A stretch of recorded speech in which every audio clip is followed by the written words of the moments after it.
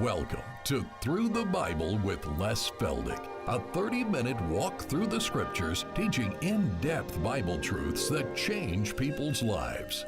Now, here's your host, Les Feldick. Good to see everybody in this afternoon, and we realize there's folks here from Arkansas, Missouri, and Louisiana, and did I miss anybody? Tulsa, yeah. But anyway, we're glad that all of you folks came in, and for those of you joining us on television, again, we want to welcome you to another Bible study.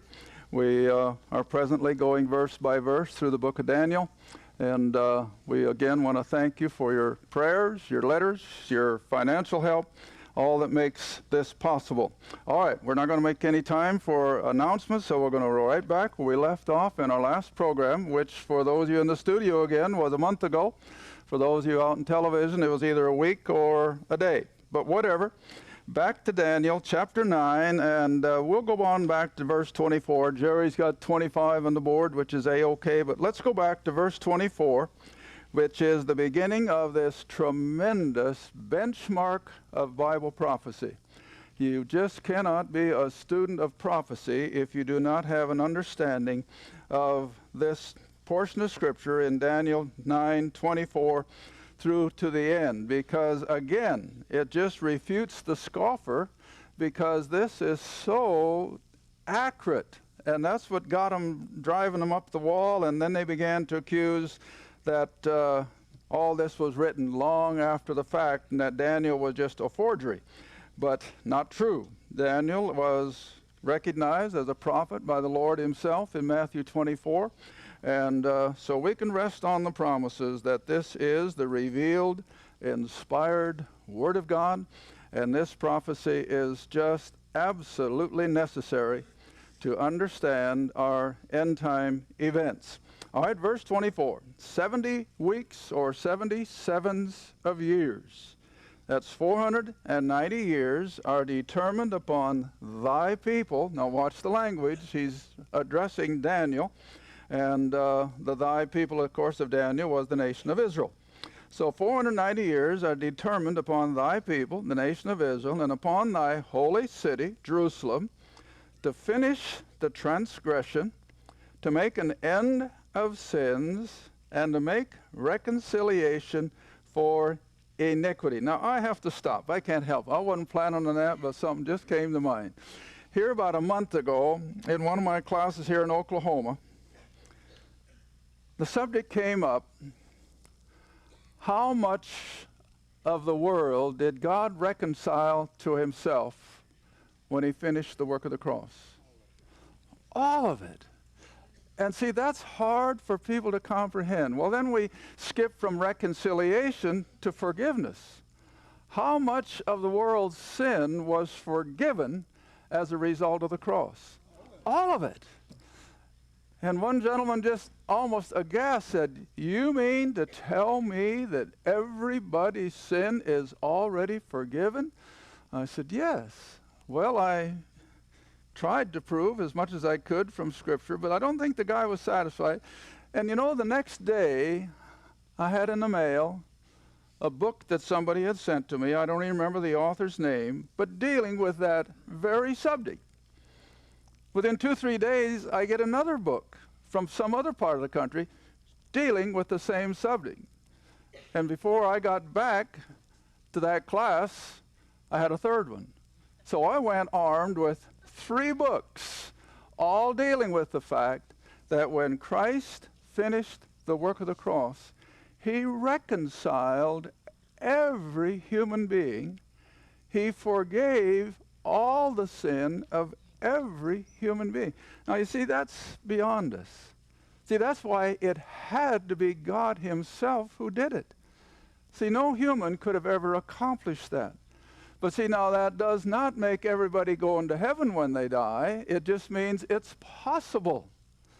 God has already done everything that needed to be done for the salvation of every human being. Now, that brings up, now I'm way off Daniel. I can't help that. I'm way off Daniel. But come back to John's Gospel, chapter 1.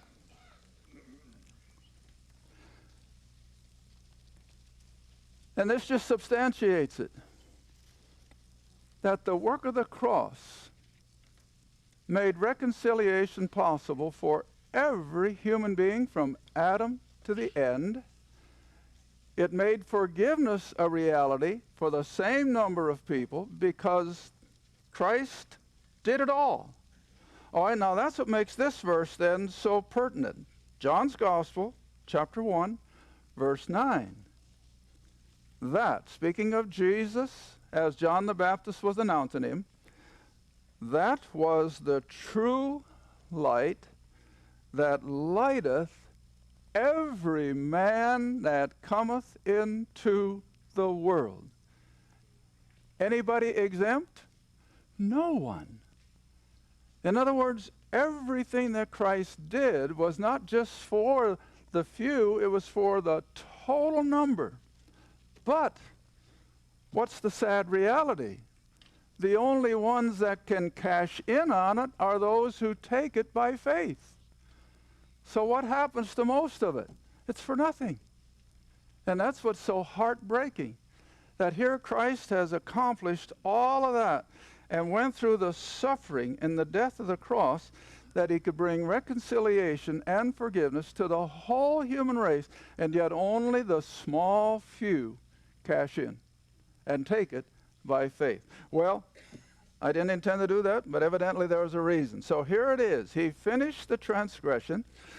He did everything that was needed to take care of the sin problem and to make reconciliation. See? Now that's a word that you only see spoken about, again, if I'm not mistaken, in Paul's epistles. I think it's 2 Corinthians chapter 5, where we have reconciliation brought up. But anyway, getting back to the prophecy part of it now, that there would be 490 years from the time of a decree that we're going to look at here in a little bit, from a decree that went out from the Mede and Persian king to rebuild the city walls until this finished work of the cross would be accomplished. 490 years. All right, now then we jump in to verse 25, and we see these 490 years broken into three categories. The first one is, verse 25, know therefore, understand, that from the going forth of the commandment to restore and build Jerusalem shall be 7 weeks, then another 62 weeks, or 62 weeks, times 7, which is 434, and then the street, the city, and everything would be built even in troublous times. All right, now let's just go back a moment before we go any further and determine when was this commandment to restore and rebuild Jerusalem, which is going to be the trigger date of this 490 years. Go back with me to Nehemiah. That's back right after the Kings and the Chronicles and Ezra and Nehemiah. Now, we'll probably be seeing it a little later yet this afternoon, but you got to remember there were 2 decrees given to the Jewish people out in that Babylonian captivity. Now, I trust you all realize and remember now, for the last several programs, we've been dealing with Daniel and Israel in that Babylonian captivity. But there were 2 decrees that brought it to an end. The first one was given by Cyrus, not to Nehemiah, but to Ezra, and his job was to take a group of Jews back to Israel, back to Jerusalem, and rebuild the temple. Because after all, you got to remember now that this 400 and some year period of time is going to take us to Christ's first advent. And by the time Jesus comes and appears to the nation of Israel, the temple has to be operating. So God, in his foreknowledge now then, has prompted Cyrus to give Ezra the decree to go back and rebuild the temple. Well, then some years later, the next king in those line of Persian and Mede kings was Darius, and he gave the commandment to Nehemiah to not rebuild the temple. That's Ezra's job. Nehemiah's is to restore the city wall and the gates. Now again, you have to understand ancient history. How long would a city of any worth last if they didn't have a defensive wall? Well, not long. And so that was always the first prerequisite, was to get that wall of defense with its gates and so forth. So now then, the second king after Cyrus, who gave Ezra the command to rebuild the temple, is Darius, and he's going to give the order to Nehemiah. All right, Nehemiah chapter 2. And remember now, this is the decree that is dating the 490 years. Not the decree to rebuild the temple, but only the decree that Daniel uses as a starting point of this 490-year prophecy. And here it is. Chapter 2, verse 1. It came to pass in the month Nisan, that's our April, in the spring, in the 20th year of Artaxerxes the king, that wine was before him. I took up the wine and gave it to the king. Now I had not been before time sad in his presence. Now remember, this isn't Daniel, this is Nehemiah. Verse 2. Wherefore the king said unto me, why is thy countenance sad? You're not sick. This is nothing else but sorrow of heart. Then Nehemiah, sore afraid. Because, again, if you read history and the accounts of some of these historians, you got to almost pick up a little bit of the personality of these Oriental kings. They were egotists like you wouldn't believe. And if they thought that one of their servants was unhappy, it was a reflection on him, so what would he do? Destroy him. Get rid of this guy.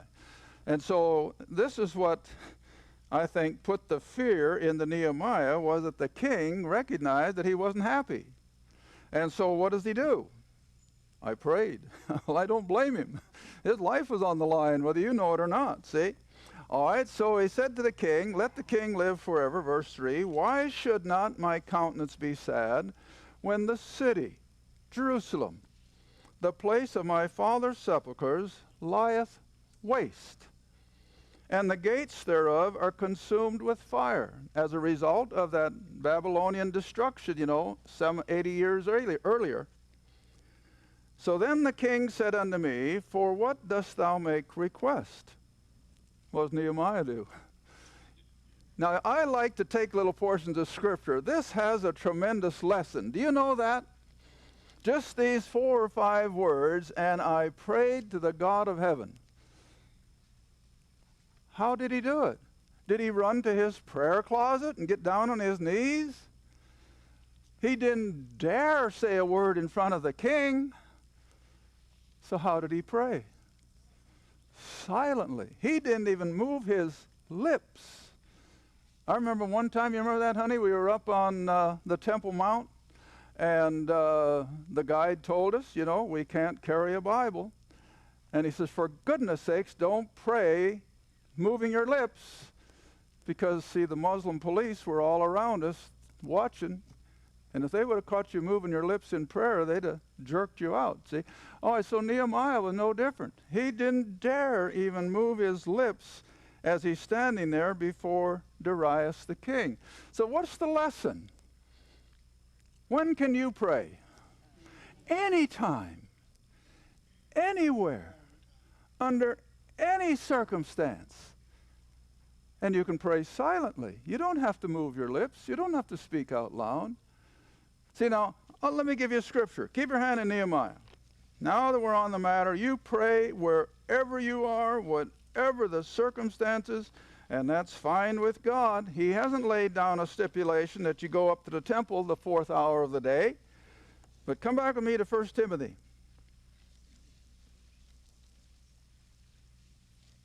1 Timothy, chapter 2, and verse 8.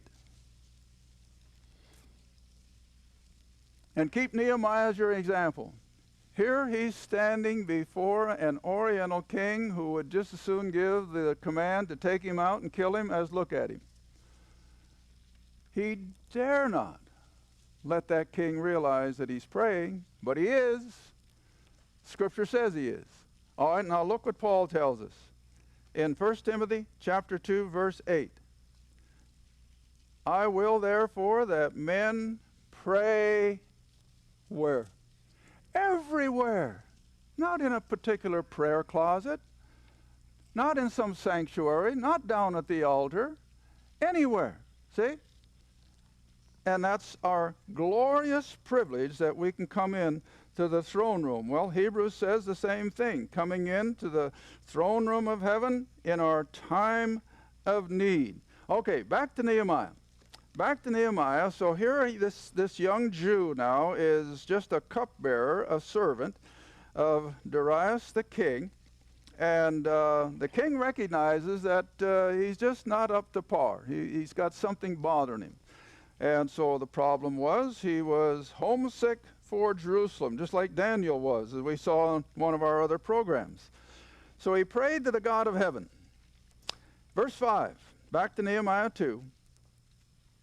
And I said unto the king, if it please the king, and if thy servant has found favor in thy sight, that thou wouldst send me to Judah,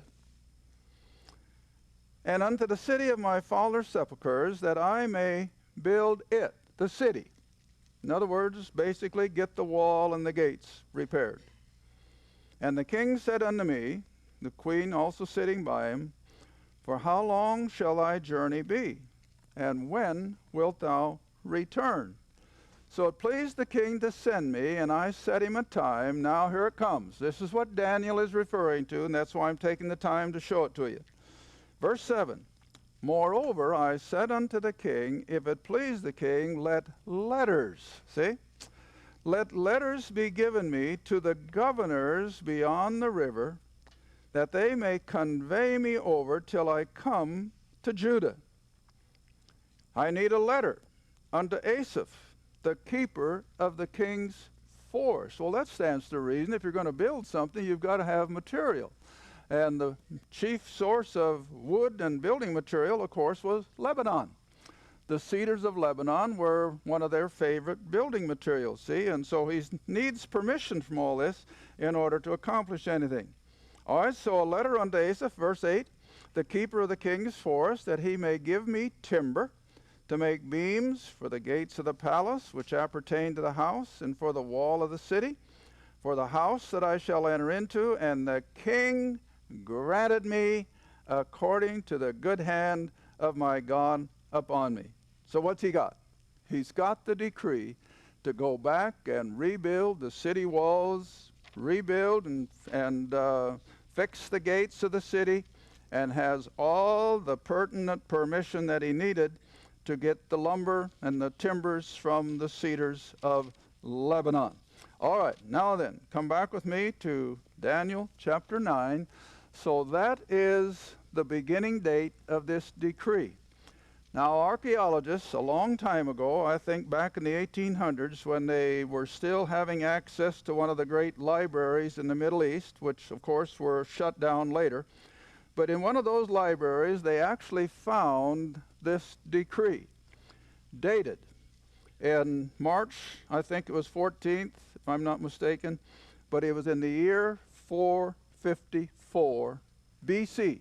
Now remember, this is before Christ.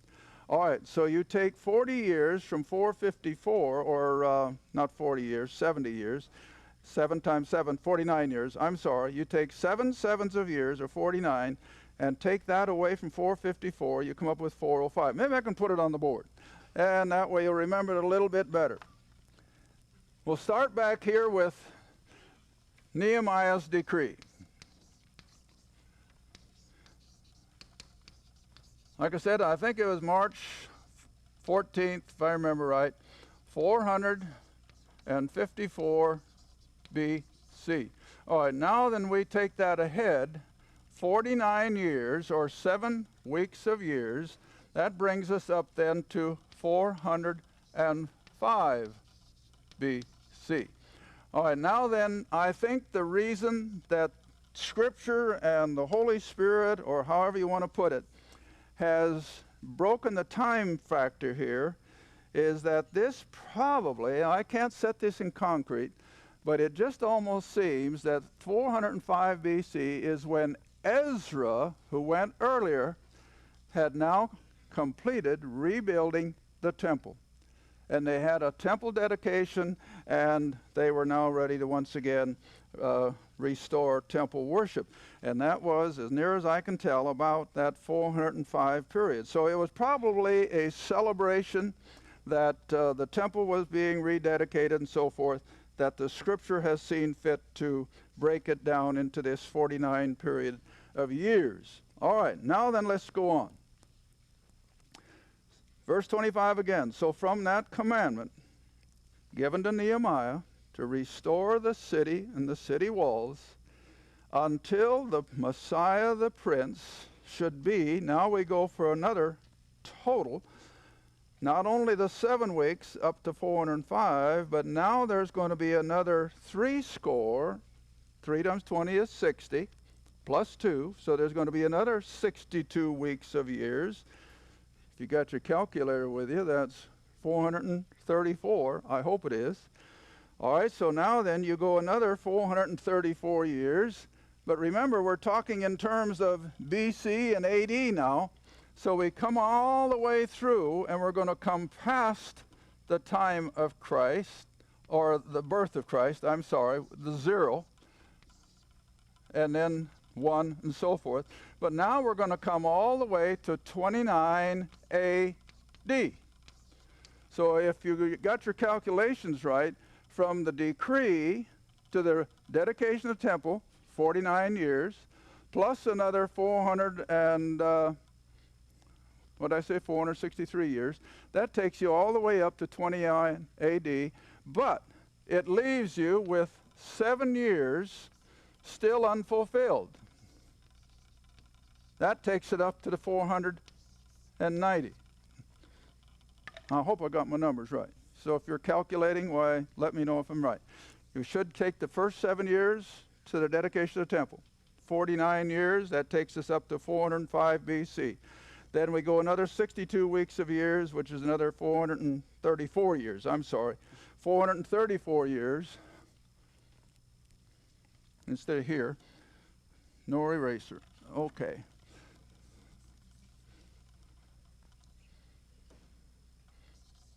$434 years. That takes us all the way up to the time of Christ, less the 7 years that are still left. All right, now let's come and look at it again. So the 62 weeks, 62 weeks of years times 7, which is for a total of 434 years, after the first 49 years, and that takes you up to 29 AD, and then Messiah shall be cut off. Verse 26. But not for himself, and the people of the prince that shall come. Now that's where you got to take it slow. The people of the prince that shall come. Well, who's the prince that's coming? The Antichrist. The Antichrist. That's the small letter P in this verse 26. And where is he going to come from?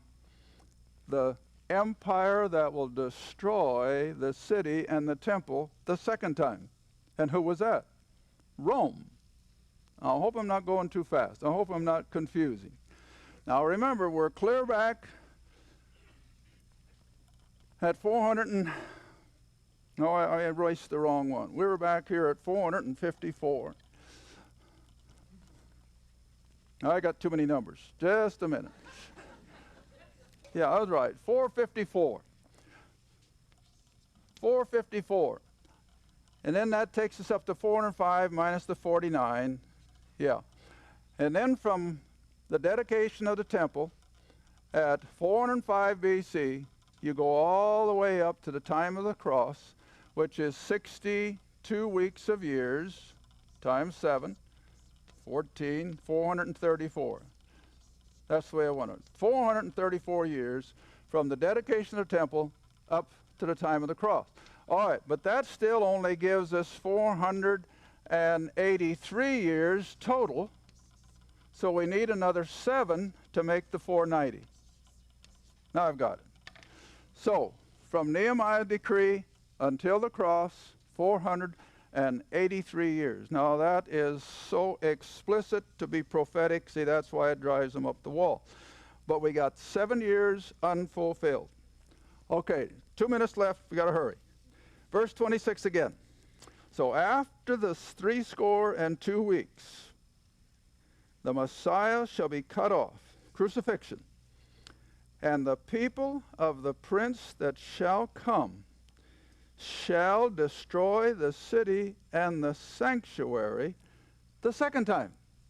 Now you want to remember the Babylonians destroyed it the first time. The temple and the city in 606 BC.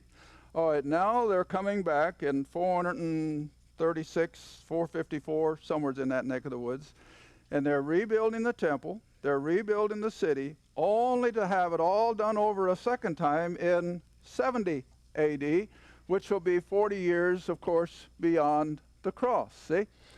But we've still got that 7 years unfulfilled, which we will recognize in another program as the 7 years of tribulation. But get one thing out of verse 26 so that you'll never lose it, and that is that this Antichrist, this prince that shall come, is going to come out of the empire that destroys Jerusalem and the temple the second time. And that was Rome. The Roman Empire. Now you see, at the time that Daniel is writing, the Roman Empire hasn't even appeared yet. The Roman Empire is still out in the future. See, and that's what makes all of this so hard for the scoffer to accept. That Daniel had such perfect revelation of the future that even though it hadn't happened, history proved that it did, see?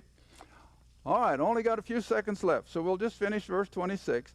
So the prince that shall come will come out of the empire that will destroy the city and the sanctuary, and the end, building up to that time, shall be like a flood, and unto the end the war, desolations are determined. And of course there Daniel is referring to the horrors of the tribulation that will leave not only Jerusalem and the land of Israel in desolation, but it will be worldwide. This whole planet will have to be totally destroyed in order to be regenerated. Thank you for watching Through the Bible with Les Feldick. Through the Bible is a partner-supported ministry. If this program has been a help to your study of the Scriptures and you'd like to see others enjoy the teaching, your support would be greatly appreciated. Write to us at Les Feldick Ministries, 30706 West Lona Valley Road, Kinta, Oklahoma, 74552. Or call 1-800-369-7856. Be sure to tune in next time to Through the Bible with Les Feldick.